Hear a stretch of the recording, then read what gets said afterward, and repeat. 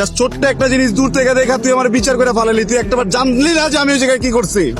আমার বন্ধুটার জন্মদিন আমার ফোন দিছে, আমি যাইতে চাই না ওই জায়গায়। আমি ওখানে কইছি যে আমার কাম আছে, তো আমি আইতে পারুম না, তারপর আমার জোর করে নিয়ে গেছে। আমি যাওয়ার আগে করে কইছি পর্যন্ত যে আমি কোনো কিছু খাইতে পারুম না, কারণ আমি মায়ের ছুঁয়া কসম খাইছি। আর তুই দূর থেকে দেখে আমার বিচার করে ফেলালি না? হ্যাঁ, আসলে সমস্যাটা তোরে তো একাদশ দিয়ে লাভ নেই, মানে তগই সমস্যা এটা।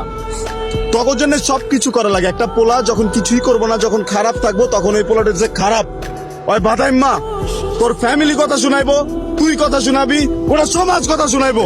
আর যখন ওই পোলাটা পুরোটা জিনিস বুঝা নিজে কামে ঢুকবো, নিজে কাম করতে যাইবো, তখন আবার কবি যে তুই সময় দাস না।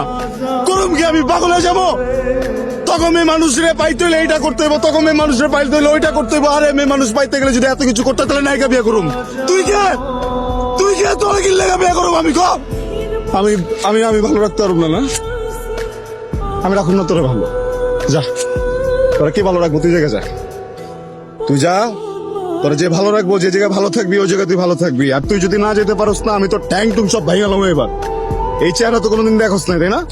আজকে থেকে দেখে রাখ, তুই যা। তুই বিয়া করবি, আর তোর যদি বিয়া না হয় একদম টাইম হয়ে গেলাম কয়ে দিলাম। আমি নিজে উকিল বাপ থাকুম, আমি সাক্ষী দিব, আমি উকিল বাপ, আমি সাক্ষী দিব, আমি কাজ হমু, সবকিছু করে তোরা বিয়া করে আমার জীবন থেকে এত দূরে পাঠাই দেবো, যদি কোনোদিন আমার মনে কষ্ট দিতে না পারোস তুই। আমাকে এতগুলো কথা শোনাই দিলা।